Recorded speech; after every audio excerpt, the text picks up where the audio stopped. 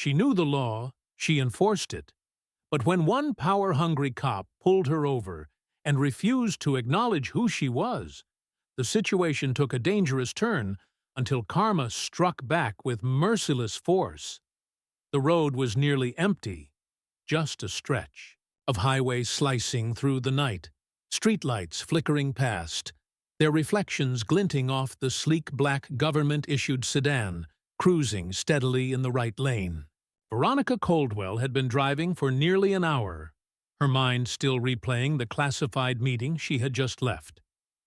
As the newly appointed director of the FBI, long workdays and even longer nights were the norm. But what she wasn't used to, what she didn't expect, was the flash of red and blue in her rearview mirror. Her grip on the steering wheel tightened slightly. Her eyes darted to the speedometer. Exactly 65. No excessive speed. No erratic movements. No reason to be stopped. Yet the patrol car remained glued behind her. She exhaled slowly through her nose, activated her turn signal, and guided her vehicle onto the shoulder. Years of experience told her there was nothing to fear. She had worked alongside law enforcement her entire career. She knew the protocol. She understood the system. But as the cruiser came to a stop behind her, and the officer delayed exiting his vehicle, a subtle alarm began to ring in her mind. Why the hesitation? She adjusted her rearview mirror to catch a glimpse. Eventually, the door opened, and a man she didn't recognize emerged. Not unusual, she didn't make it a habit to know every patrol officer in the state, but something about his stance was rigid, almost hostile. His left hand hovered near his holster, fingers tight around the grip of his firearm, while the right swung a flashlight in wide arcs as he approached her window. She pressed the button to lower her window halfway and placed her hands visibly on the wheel. "Good evening, officer," she said, her tone calm and professional. He didn't greet her. No explanation. Just license and registration. She suppressed a sigh. This wasn't standard. "May I ask why I'm being stopped?" she inquired politely. He continued chewing his gum, stared at her a beat too long, then repeated, louder, "License and registration." Veronika didn't move. Immediately. Her instincts, honed from years in the field and sharpened through life-or-death decisions, told her this wasn't right. She had to take control before things escalated. "Sir, I'm retrieving my bag from the passenger seat," she said. No response. Slowly, deliberately, she reached over, pulled out her wallet, and handed him both her driver's license and her FBI credentials. The officer didn't accept them. He glanced at the badge, then back at her. "FBI, huh?" She nodded once. "Yes, sir." Silence. Then, "Step out of the vehicle." The words landed like a slap. Veronika blinked. "Excuse me?" He stepped back slightly, his right hand hovering higher. "Step. Out." The tension in the air thickened. She had followed protocol to the letter. She had identified herself. Still, he treated her like a threat.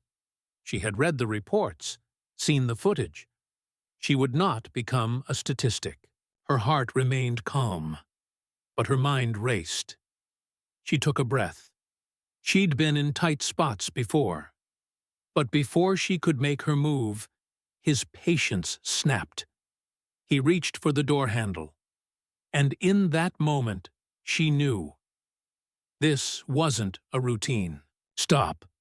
This was something else. But Veronika would not allow fear to dictate the moment. She had trained for this her entire life. The click of the handle jolted her like electricity. Not fear, not yet, but fierce awareness. Her left hand shot out, grabbed the inner handle before he could open the door.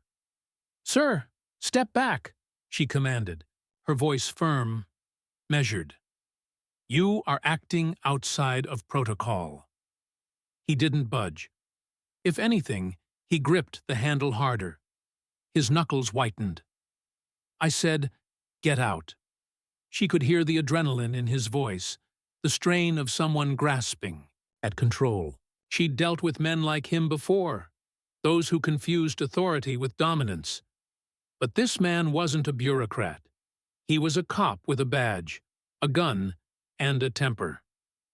She reinforced her grip on the handle. "On what grounds, officer?" "For the first time," he faltered. His lips parted, searching for justification. Instead of answering, he did something worse. He stepped closer. The flashlight, still in his left hand, now shined directly into her eyes. Blinding. She could only see his silhouette. "I don't have to explain myself to you," he said. She didn't blink. "Actually, you do." The beam didn't move, but his jaw clenched. Anger replaced the last shred of control. "Lady, I don't care who you work for." Her heart remained steady, but the gravity of the situation shifted. This wasn't just aggression. It was domination. He wanted her to feel small, and fear. Fear was something Veronika Coldwell would never grant. "Then let's call your supervisor," she said evenly, "and see if he feels the same." That broke him. The flashlight dropped. His open palms slammed against her roof with a loud bang that shattered the silence. I said, "Get out." For the first time, she looked directly at his badge. Kearns. She would remember that. Her fingers itched for her phone, but sudden moves were dangerous. She'd seen it before, so she kept her hands in plain view and stared him down with the gaze she'd used in dozens of high-level interrogations, the kind that peels a man to the bone. "You're making a mistake, Officer Kearns," he laughed. Not humor, mockery. "The mistake was thinking you could give me orders." That's when she saw it. A twitch, a change in his stance. His right hand dipped toward his belt. The air thickened. Then a second cruiser pulled up. More red and blue lights sliced through the night. For a moment, she felt relief. Another officer meant accountability, but then she saw who stepped out. Another white male officer, tall, broad, no name tag. Kearns didn't even glance back. That told her everything. This wasn't backup. This was reinforcement. The new officer stepped up beside Kearns and gave her a once-over. "Problem here?" he asked. Kearns grinned. "Uncooperative driver." Veronika said nothing. She was outnumbered. And they knew it. The second officer stepped closer. "Ma'am, step out of the vehicle." Not Director Coldwell. Not even Ms. Coldwell. Just ma'am. She'd faced danger before, but this felt different. This wasn't a foreign operation gone sideways. This was home. And home now felt just as dangerous. She exhaled slowly, calculating her next move. Because if she made the wrong one, she wouldn't be the one writing the report. They would. Her fingers drummed the wheel. Her mind spun. If she refused, they'd escalate. If she complied, she was at their mercy. No good options. "Ma'am," the second officer repeated. Feigned calm. "Now!" She breathed out through her nose. Her pulse remained level despite the alarms blaring in her brain. Slowly, deliberately, she reached for the door handle, keeping one hand visible. Kearns stepped back just enough. The cold air bit her skin as her feet hit the pavement.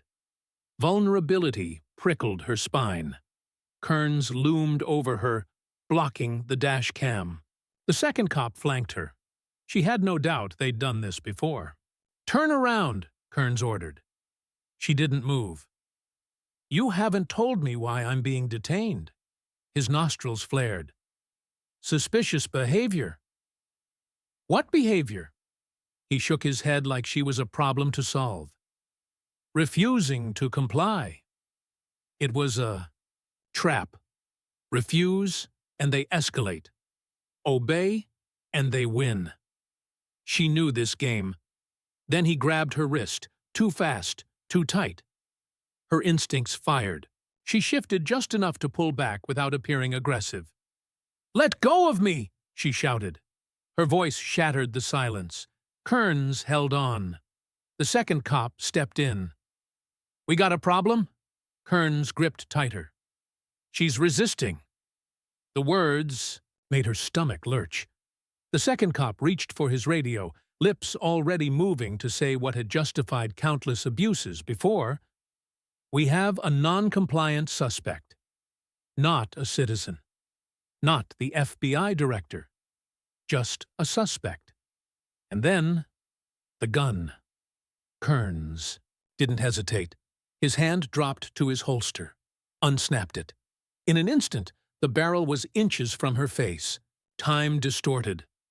Veronika had trained for crises. She'd faced drug lords, terrorists, violent criminals. But this was different. This wasn't a battlefield. This was a road in nowhere. And she was unarmed. Her breathing stayed even. Her hands rose, palms out. Everything screamed at her to move. But she knew how that would end. The silence was suffocating. Then Kearns said, "Feeling powerful now?" Something in her shifted. This was never about protocol. It was about humiliation.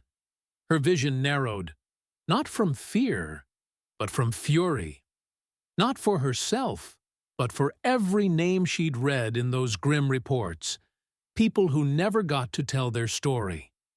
She opened her mouth, choosing her next words carefully. Because they might be her last. But before she could speak, a voice cut the night. "Hey, I'm recording this." A man stood near the roadside, phone raised, its screen glow reflecting off his glasses. Far enough to be safe. Close enough to see everything. "You sure you want to do this, officer?" he called, steady despite the tension. Kearns didn't answer, but his stance shifted. The power balance had changed. Veronika saw it. The panic behind the badge. They'd gotten used to operating in shadows. Not this time. Kearns's jaw clenched. He still held the weapon. But now, the weight of the lens bore down. She pressed. "Lower your weapon," she ordered. He didn't move.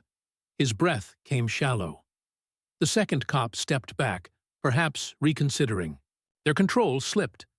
Then, sirens. Faint at first. Then louder. Closer. Backup was coming, but not theirs. Kearns didn't holster the gun, but his grip weakened. "Keep him from filming!" he barked. The second cop moved toward the witness. "No!" Veronika snapped, stepping forward. "Touch him, and you'll face obstruction charges personally." Her words hung like steel in the air. The power dynamic had shifted, just enough.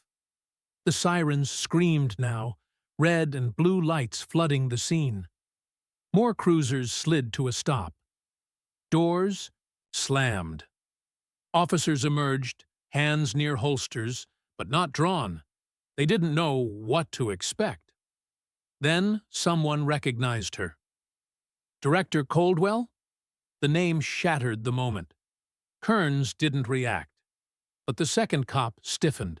Another officer, a lieutenant by his insignia, surveyed the scene. Veronika with hands raised, Kearns with his weapon still out, the witness still filming. She lowered her arms. Not in surrender. In reclamation. "Lieutenant, arrest these officers. Now." Her command was firm, clear. The second cop stepped back. "Wait. Not a word," Veronika snapped. Her voice cut through his plea. "I know exactly what happened. So does he." She pointed to the witness. The lieutenant hesitated. This wasn't a bad stop. This was a career-ending disaster. Kearns must have realized it too. His fingers finally released the gun. Slowly, he holstered it. Controlled movement. But his face burned with rage. She met his gaze. This time, she wasn't the one afraid. "This is a misunderstanding," he muttered. "Then let's clear it at headquarters," she replied. "Call Internal Affairs. Call the DA. This isn't going away." The second cop paled. The lieutenant moved. "Cuff him," Kearns snarled. "You're kidding me." "You pointed a weapon at the director of the FBI," Veronika reminded him. "Want to add resisting arrest to the list?" She'd spent her life watching justice nearly happen. Not tonight. Not this time. The cuffs clicked around his wrists. The second cop didn't resist. Just stared. At the ground, Veronika turned to the lieutenant. "Get them out of my sight." It wasn't over. This wasn't just about two bad cops.